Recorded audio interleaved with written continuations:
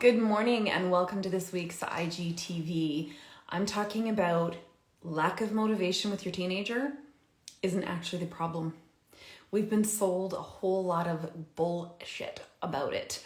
And if it comes to school and your teenager is lacking motivation and you've tried everything you can to motivate them and they're still not doing it, they don't care, they're lying, they're not handing in assignments, they've basically quit, this is the video for you. I was that teen and I walked through this as well, and I can tell you it's not motivation. So I have spent some of my holiday doing some research into motivation and what is the underlying factors, and my mind is literally blown and I cannot wait to share this with you. So I'm going to be kind of informal today. I'm here in my office because I've got my laptop, I got my notes. I just want to put it all together, and I hope I'm going to say this in a way where it makes sense, that can literally shift everything for you and your teenager and make 2023 the year that school is not the boss of you. Okay? My name is Allie Payne. I am a certified life coach, a certified relationship systems coach. I've been doing this for 16 years, working with parents of teens to help them end the painful disconnection, emotional blowups, and stressful silences to build healthy relationships based on trust and respect.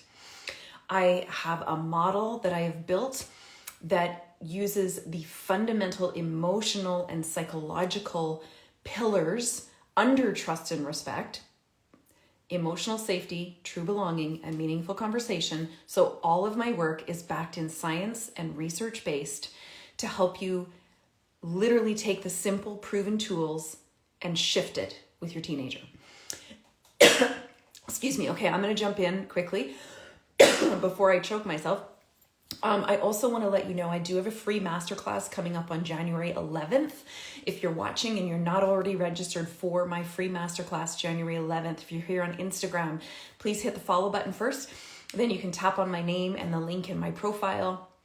You can go to my website, alliepayne.com, and it's right at the top. Make sure that you get registered for that free masterclass January 11th. I will be talking about some of this, but in this one, I'm going to go into more detail. So if you're ready, type a heck yeah. Let's jump into why it's actually not motivation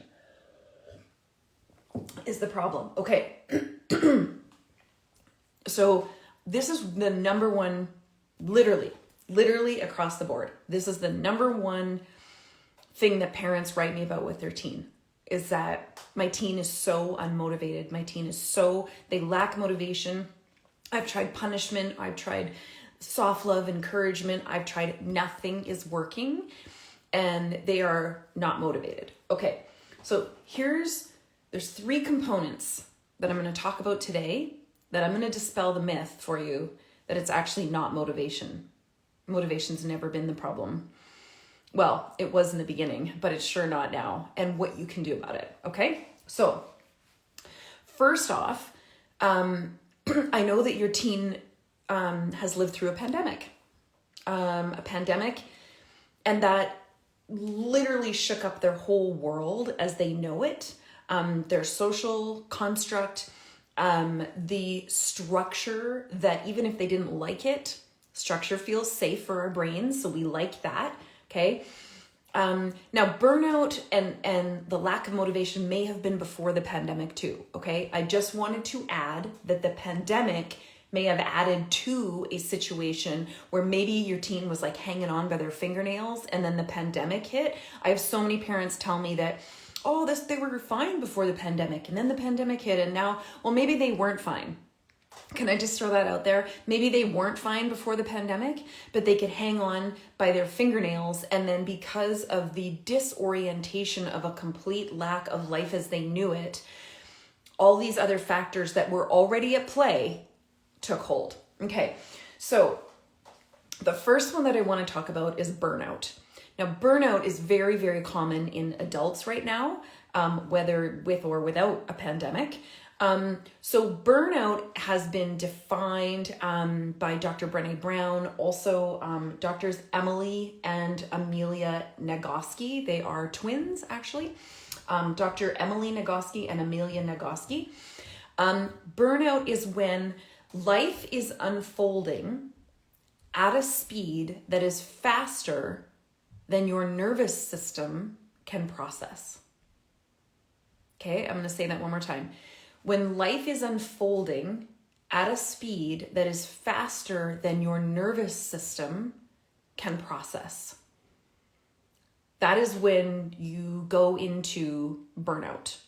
Okay, and it's so burnout is where it's kind of like a numbed down version. Now, if you have not already read the book, the book is called Burnout: The Secret to Unlocking the Stress Cycle. And it is by Dr. Emily and Amelia Nagoski, the twins. It is one of the most brilliant books. One of them went through complete burnout to where her body was actually shutting down. And of course, there's no medical reason for it. Nobody can put a finger on it. And thankfully, with their expertise and training, they dug into this and did a lot of research on burnout. So what they state in the book, their book called Burnout, is that along with Dr. Brené Brown's premise that when the world is unfolding faster than your nervous system can keep up with, that if you, I forgot to bring it. I know it sounds crazy, but I have a little toilet paper roll that I use this little demo because I'm super complicated that way. Your life is like a toilet paper roll, okay? I do not mean that in any demeaning sense whatsoever, but just think of a toilet paper roll, okay? So life is happening to you, for you, and there is stimulus, and the stimulus is going into the toilet paper roll, okay? So stimulus is experiences, thoughts, feelings, the stories that you make up about yourself, all of the things that are happening through life on a daily, moment-to-moment basis, right? We are all friggin' amazing at taking what is coming at us and just like Velcro. We literally, we're just taking it on. We're accepting the stimulus. Here's where we, as a global culture, here's where we suck. Is that the psychological study of burnout is when we have all this stimulus coming at us and it goes in to the tube, the toilet paper roll, but it does not come out. And so the toilet paper roll, the tunnel, becomes jammed, clogged, like a pipe, like a plumbing pipe. It becomes clogged and you can't, nothing can get through anymore. So then we get stuck and now we're at overwhelm. And we're at burnout. Overwhelm and burnout. So it can be temporary, it can be momentary, which is called flooding. When there's just too much emotion or whatever, and we become flooded. And we need to step back for a bit until we can release some of the things that are stuck in the tube. What they have said is that this burnout is about a cycle, and there's a cycle that, because we aren't allowing things to come out of the tunnel, is we are getting ourselves stuck. So here's what I mean by getting things out of the tunnel. Effectively taking time, quiet time, to process and release the stimulus of each day, the feelings, the thoughts, to question some of the thoughts that we are having, the stories we're making up about ourselves, especially the really derogatory ones, the shame-based ones. By taking time to process, to name the feelings, so that can be done via journaling, it can be done therapy, it can be done meditation, prayer. On a daily basis, we are letting out, we are completing the cycle. And this is what Dr. Emily and Amelia Nagoski have studied, is that when we don't complete the cycle every day of the stimulus that came in to process, heal from perhaps, and most importantly, release what on a daily basis, that we get clogged up and we turn into burnout, okay? So the reason I'm telling you this is that the rates of burnout in teens is very, very high. And burnout, okay, looks a bit like, it can have depression-like symptoms, okay? So there's more to this. I hope, is this making sense? Can you just type me a yes in the comments if this is making sense? Because I am fired up about this, I'll tell you what. As I have my green smoothie. Okay. Burnout looks like depression-like symptoms, okay? So, sorry, I have so many web pages open here right now because I want to be able to share all of this with you. Okay, so here's how you can identify burnout. Okay, awesome. Thank you so much for letting me know that. Burnout in teens can look like this. They're not eating or sleeping well, also a symptom of depression, okay? They are a lot more irritable, and that is a function of their, it's a function of their tunnel of stimulus being full. So because it's full, it can't take any more in, so they just get really irritable because they're full, okay? They want to spend a lot more time alone. Now, that's also a function of the teen brain, is they want to spend a lot more time alone. It also can be a depression symptom. So I am not telling you this so that you can go and self-diagnose or diagnose your child. Please do not do that. Don't do the Google diagnosis. Let's not do that, okay? I'm just giving you this information. Please work with a medical health professional. Don't do the diagnosis thing. They have lost interest in things that they normally enjoy. Again, depression symptom, but also burnout. Now, burnout is more temporary. Depression can be situational. Depression is not always physiological in the brain. It can be a symptom of an event, a stimulus, a trigger, or something that happened, okay? Here are the things that help your teen to back out from burnout, okay? Of when the world is unfolding so fast, their nervous system can't keep up.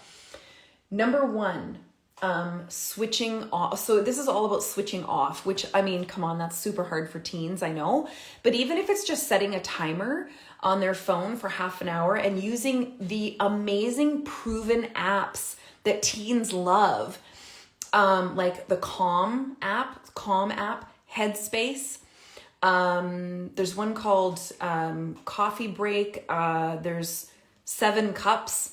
5 minutes of quiet and breathing is really helpful to calm the nervous system. It doesn't fully help to empty the tunnel to complete the cycle that we need, but it is a good start, okay? So here's what taking time back and quiet actually does. Number one, it boosts your memory. Dun, dun, dun. You notice that when you're in burnout, that you can't remember things as much anymore, you're starting to forget things? Yeah, burnout. 25 minutes bursts, 25 minutes of like quiet and downtime, with 10-minute breaks, actually helps your brain absorb more information. So you do 25 minutes and then you take like 10-minute breaks. It helps your brain absorb more information and avoids overwhelm or getting too overloaded. Stepping back helps your brain build perspective. So that quiet time, that moving away, helps your brain build perspective. You're more likely to open up creative neural pathways. So you're more open to solution, problem solving, innovation, that kind of thing. It of course lowers the stress response in your nervous system. Okay. Doing that, stepping back. And also, getting some movement is really good for your body. It's very good for the brain. It helps increase dopamine, which I'm going to talk more about in a second. Okay. Managing screen time. Well, that's always a challenge with teens, but it's why a healthy and reasonable negotiated limit of screen time is really important, along with, some kind of basic activity. Okay. So burnout in teens is, a big deal. And it's more and more common now after the pandemic. So that's one thing. I wanted to help you identify the burnout. Sorry, I'm going back to my documentation here. I literally have done most of this research in the last 48 hours. I was just too excited. I needed to share it with you. Okay.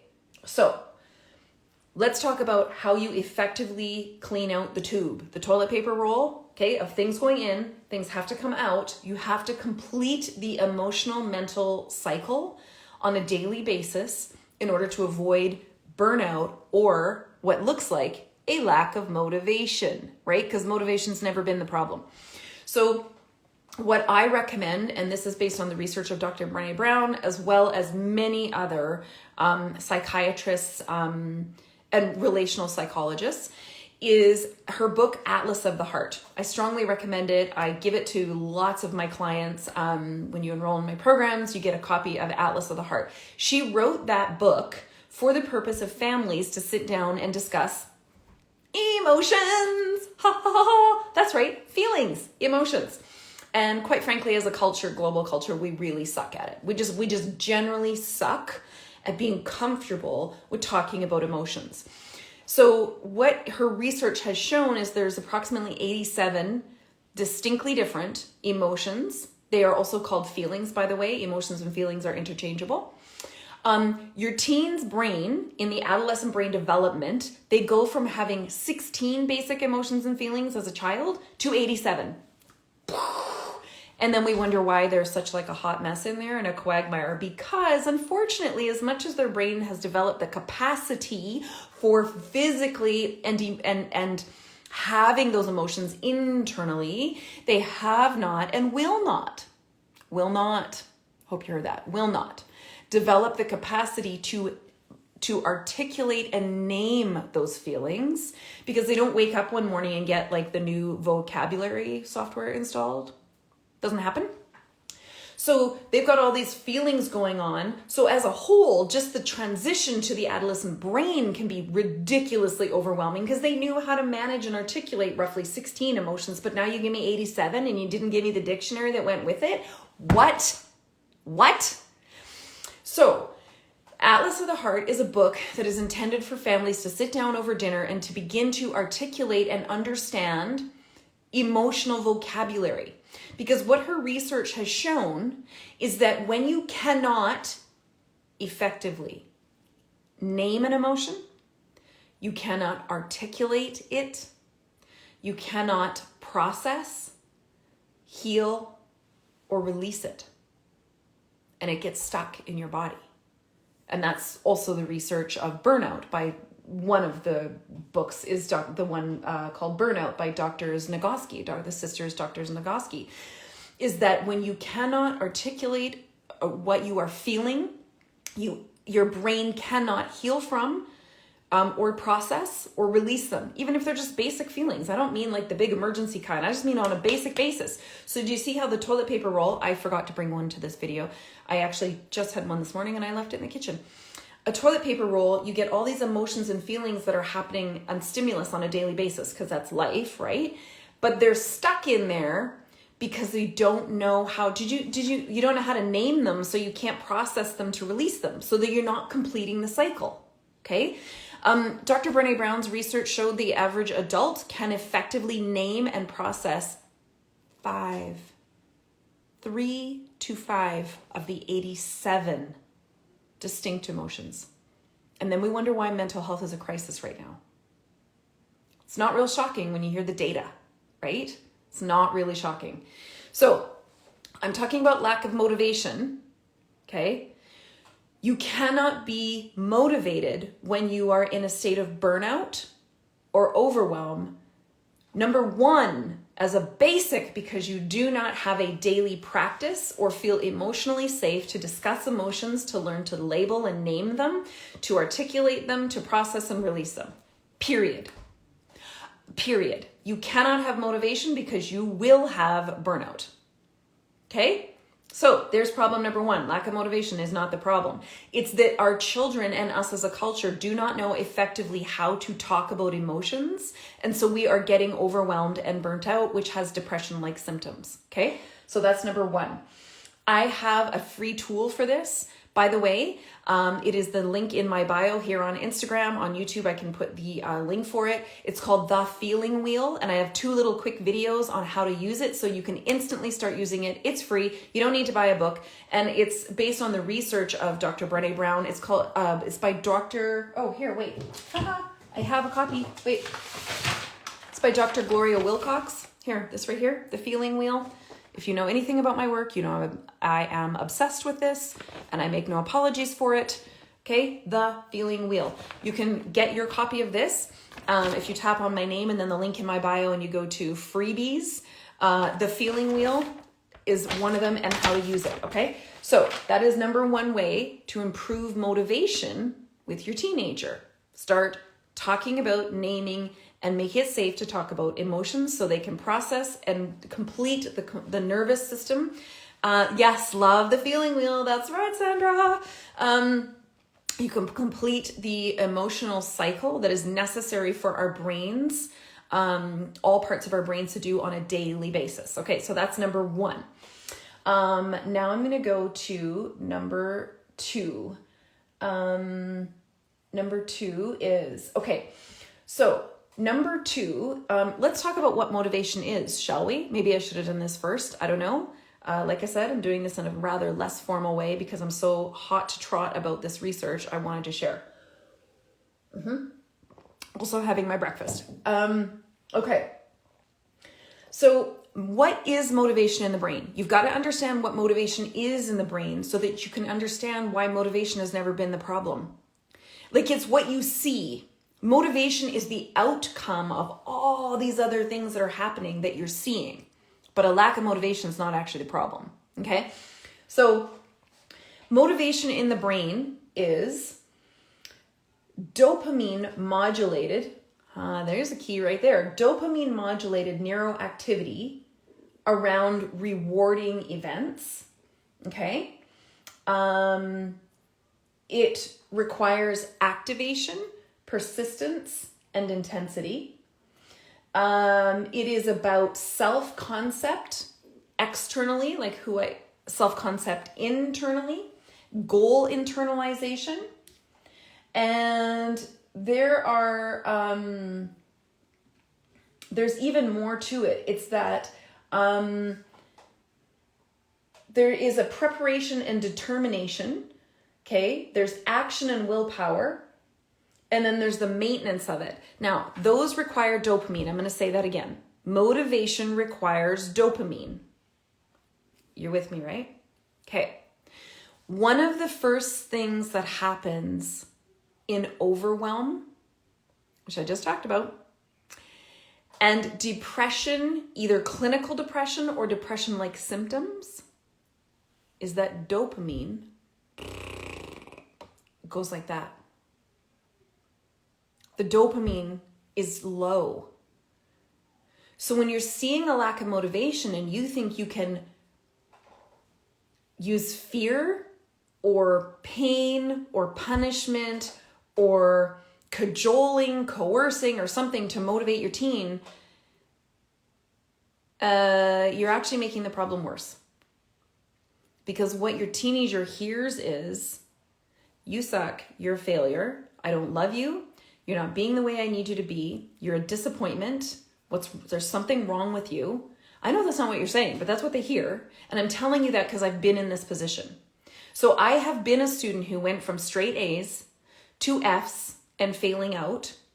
And I can tell you it wasn't that I wasn't motivated. I did not want to be in that position. I was so terrified. I didn't know what to do with myself. But here is the truth about what happened, okay? So let's go to, so once we understand that motivation, it requires reward-based, it's an attitude, there is fear-based motivation, which is essentially what shame-based parenting is, okay?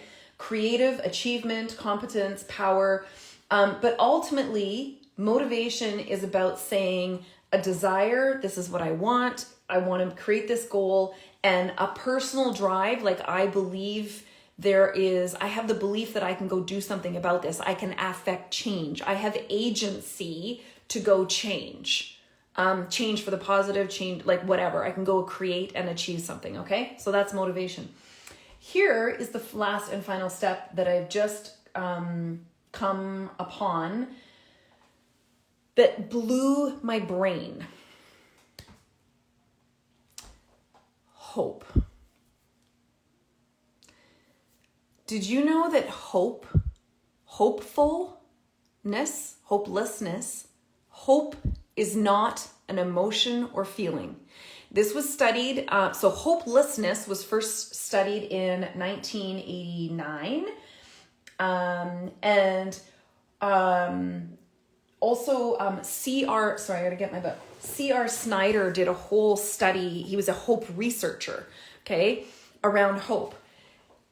Hope is not an emotion or a feeling.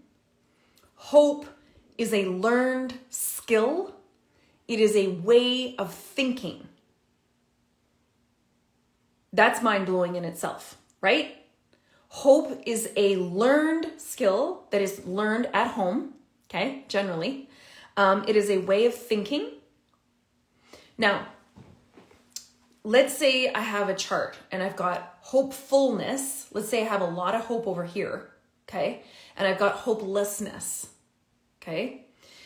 So hopefulness would be probably the description of what you would see as motivated.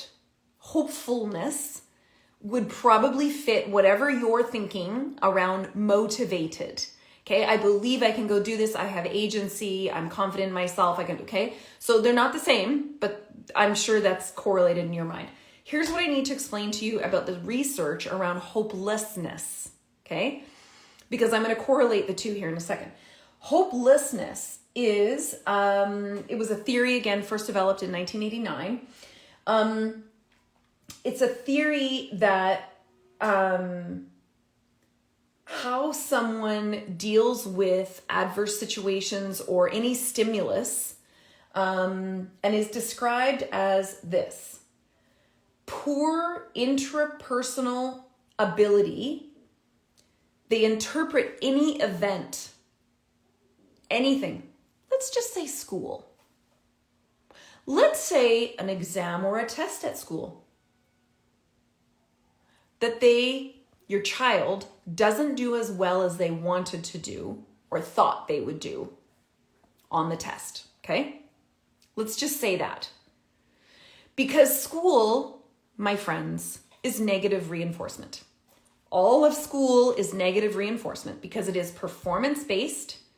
You get accolades, you get awards, you get all the things if you are performance-based and you're meeting the expectations via grades and percentages that deem you as a worthy and valuable person. That's how I feel about that. And that builds hopefulness, okay? So if you live within the structure of the institution and what they value. Now, parenting has been in previous generations. It's shame-based, it's negative reinforcement. So thank you, exactly. So if you think that your teenager is not excelling, they're not living up to their potential. Oh my gosh, if I could tell you the number of times I was told that in my lifetime. You're not living up to your potential. You're falling short of my expectations. You're better than this. You, my friends, are parenting based on performance. You are parenting your child based on their performance within a structure of an institution and how they can regurgitate information that they don't give a flying crap about and isn't relevant to them in their life for a lot of it. Some of it is, for sure. Don't take for a second that I don't think school or learning is really important. It is. But when school is negative reinforcement, okay, that builds overwhelm and burnout, depression-like symptoms, especially if a child isn't cut out for that particular learning or institution, okay? It's like asking a fish to climb a tree. They're going to feel like they're a failure every single day, okay? And then when your parenting is also negative reinforcement because they're not being the way you need them to be and they don't care and what's your problem and how could you do this to me? Guilt, okay? That is reinforcing hopelessness. Now, I'm going to go back. I kind of got it straight here. Hopelessness internalizes results like the exam, etc. Hopelessness internalizes that result. Okay, so internal is one of the factors, which they believe they can't change. They no longer believe they can affect change. They no longer believe they have agency to create change. So that can be because of a whole bunch of really small, hurtful, sad, I didn't make it, I didn't achieve this, a whole bunch of little things that build up over time. And then they believe I can't, there's nothing I can do about this. Okay. So it's stable, it's unchanging. And the third and worst part about hopelessness is that then they project that out into the future that says it will always be this way. It will always be this way. Okay? That is the definition of hopelessness. And when you are in a state of hopelessness, which I have been in, your dopamine, which is required for motivation, your brain does not have the capacity for motivation when hopelessness has built to a certain level. For me, hopelessness was when I could no longer be a straight A student and things didn't come easily because my photographic memory was not enough to regurgitate information. I had to actually understand what I was learning so that I could apply the knowledge to perform within the way the institution needed or wanted me to. I'm not against that. I think that being able to understand and apply knowledge is really important. I did not have any clue how to do that because I'd gotten where I'd gotten because I had a photographic memory, but nobody knew that. Nobody asked. Then all of a sudden, when my grades started falling, which there was a lot more going on for me at home, and that's aside the point, but when my grades started falling and I couldn't keep up with what I liked and what I wanted, my hopefulness, which is a way of thinking, it's not an emotion, became hopelessness. And my hopelessness built and built and built until I became depressed. And it built beyond that until I literally saw no way out of the incredible shame storm that I was in, that I was a failure. I personally, as a character, had no worth as a human being. I hated every cell in my body, and I tried to take my life. The distinction between hopefulness and hopelessness, the one distinction is this: internalizing results. That's it. That is the distinction between whether you go on hopefulness thinking or hopelessness thinking, is internalizing failure. So what can you do about this as a parent? I want you to start talking about failure like you've never talked about it before. Because your teenager's not lacking motivation. They're lacking dopamine because they're stuck in hopelessness, because they no longer believe there's anything they can do to earn your love and approval, to earn your encouragement and accolades, to feel seen and understood, to no longer feel as though they are worth love. And it's wrong. It's wrong. Until the day I die, I will talk about this, because we are literally losing teenagers. Literally losing teenagers because we don't understand this. You've got to talk about failure. Please share failure with your teen. All of the places you messed up, you fell flat on your face, you got fired from the job, you failed that test, your parents caught you doing shady stuff. I want you to talk about failure. I want you to normalize it, because as you normalize failure, you allow your teen to stop internalizing all of their own real or perceived failures. Because they see you, believe it or not, even if they say they hate your guts, They do not see you as someone who has failed. One of the reasons they say that they hate you is because they feel you don't understand failure, because you've never talked about it. So they don't think you've ever failed. They think you are righteous and holier than thou because you've never been through what they've been through. And you probably haven't been through exactly what they're going through. Don't ever pretend you have. But you have been through similar failures. So when you start talking about and celebrating failure as a function of life, of learning, of growing, of actually some pretty friggin' amazing things, you begin to loosen the shackles on your teenager. Talk about and normalize failure. The second thing I want you to do is when your teenager feels they've either failed themselves or they have failed in the institution. So they failed a test, they failed an exam, they failed their driver's test, they failed the learner's exam, whatever. Number one, empathize and validate. Scientifically proven, fastest way to start healing. If you don't know how to do that, come to my webinar, my masterclass on January 11th. It's free. Empathize and validate. Okay? Yeah, that sucks. Gosh, that must be so hard. I'm so sorry it didn't go the way that you wanted. I love you. Because here is the fourth and final thing I want you to understand.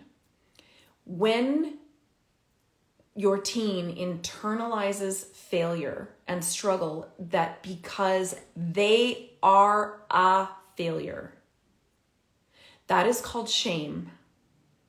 Now, we all have shame stories. Shame is a human, it's a human experience. Okay, unless you have some significant psychopathological issues, we have shame. We all have shame stories. But your teenager does not have the prefrontal cortex or developed frontal lobes to filter the shame stories that naturally occur in our brain and or might come from very performance-based things like school or performance-based parenting. Okay? They do not have the context to say, screw you, shame story. I don't accept that. And they need your help for that. They need you to model shame. They need you to model failure and see you go, this really hurts and it sucks and it's uncomfortable and I hate it. And this does not for 1 second, nor will anyone or anything outside of me use this failure, whatever that is, failure, to determine or define your worth. This still sucks and it's still hard. And it will not determine or define your worth. Your teenager doesn't know that. So when your teenager feels as though they failed something or didn't meet their own expectations, what I need you to do is empathize and validate. I need you to normalize the failure, that it's okay to fail. It's okay to not be perfect. It's okay to get stuff wrong. That's how we learn. Failure is Thomas Edison failed 10,000 times before he got the light bulb. If he hadn't failed 10,000 times, we'd be sitting here in the dark. We've got to start celebrating failure as part of the trajectory of a life well lived, of a rich and fulfilling journey, even when it sucks ass. Okay? Ask your teen, what are you making up about yourself? Like when you don't do well at something, what do you make up about yourself? That's their shame story. Share yours. Ask them. They go, well, I must not be smart enough. Do you know there's kids out there that are living in shame storms because one blessed teacher told them that they should never go into math. They're too stupid. Well, you better be good at sports because you're not good at academics. Shame story, shame story. Let's check the shame stories that our teenagers are carrying, because we all have them. Get them to air them so you can, because shame grows in the dark. that's also proven, is that shame stories are only dissolved, and it's over time, diffused and dissolved when they're shared. When shame is shared, it comes to the light, and it can be diffused, disbanded, dismantled. Oh, that is awful. Soccer coaches, any coaches, there's so many coaches and teachers that have inadvertently done this as a motivator. Why? Because that is the broken past generational parenting and leadership that we thought worked. So it's rampant. Okay, so talk to your teenager about your own shame stories and what you do to challenge that shame story, and ask your teenager what their shame stories are and how you can help carry that with them to help dispel it and diffuse it. The final and last thing, wait, just a second. Yes, the final and last thing, or well, sort of, is I want you to let your teenager know that there is no amount of failure in their life that will stop you from loving them. You're not rescuing them from the failure. Do you hear the difference? Please tell me you hear me. Do not rescue them from the failure. And no amount of failure will stop you from loving them. Because here is another, this is research that I need you to understand. Last bit.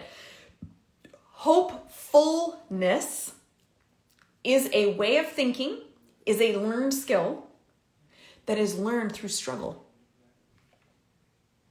One of the greatest faults of our time that is very common in Fortune 500 companies and etc. is the amount of younger employees who cannot deal with failure or struggle and call their parents and want their parents to talk to their boss. For real, I'm actually not kidding. Like today ago, that happens. Today. Because they have never been allowed to struggle. You allow your teen to struggle, and you stand beside them in the struggle to take the sting of shame away so they do not internalize it, to build it, to relieve their pain, so they struggle and learn hopefulness, that they are not that nothing defines their worth except them, that they have agency to create change, and that as hard as things are right now in this moment, it does not mean that this is how it's going to be forever. This is just the momentary hard. That is where hopefulness is built. Hopefulness, I'm going to bring this full circle. Hopefulness is where dopamine and serotonin in the brain build through positive reinforcement, even in shitty struggle times, positive reinforcement, which is the foundation of motivation. You cannot be motivated if you are not first hopeful. We have an epidemic of teenagers right now who are being told on the daily that they are wrong and failing in some way because they are lacking motivation, which is not true. Motivation has never been the problem. They are lacking hope. They have internalized all of the messages and all of the struggles and believe that they purely are a mistake. They no longer have any agency to change the situation. And when someone is in hopelessness, although you cannot change this for them, you can most certainly be part of their healing, using the tools that I've talked about, to talk about burnout, to take time to step back, to get the feeling wheel, my free tool to start talking and giving emotional language, to check your teen's shame stories, normalize struggle, and talk about your own, so that we can move teenagers from hopelessness to hopefulness, a learned skill. So then they appear as and can benefit from their own motivation to define success as they want it, not within a particular institution that does not work for everyone. Thanks for coming to my TED Talk. I'm sorry if it was a little bit scattered. Welcome to my newly diagnosed ADHD brain, and also my 48-hour-old research that is literally blowing my brain, and you're going to hear a lot more talking about. Thank you, Sandra. I will post this to my feed here on Instagram. I'd appreciate a follow and shares. Absolutely, Sandra. I will post this to my YouTube. Hit subscribe. If you're looking for any of the tools I talked about, the feeling wheel, the book Burnout by Dr. Emily and Amelia Nagoski, Nagoski. I will be posting this at some point on my website with the details and all of this research put together, but this video is the best place for you to start. So thank you for being here. I appreciate that. I will see you next Thursday. Every Thursday at 11 a.m. Pacific time, I am here on Instagram talking about all things parenting teens. And if you are not already registered for my free masterclass on January 11th, go to my website, alipayne.com. There's a banner right at the top, and make sure you get registered. A replay will be available, but only if you register. This is going to have all the latest information, my new research, the studies on how to understand and work with the teen brain rather than against it, so you both feel calmer, more confident, and more connected. All right. Thanks, everyone. Happy New Year. Have an amazing weekend. Bye.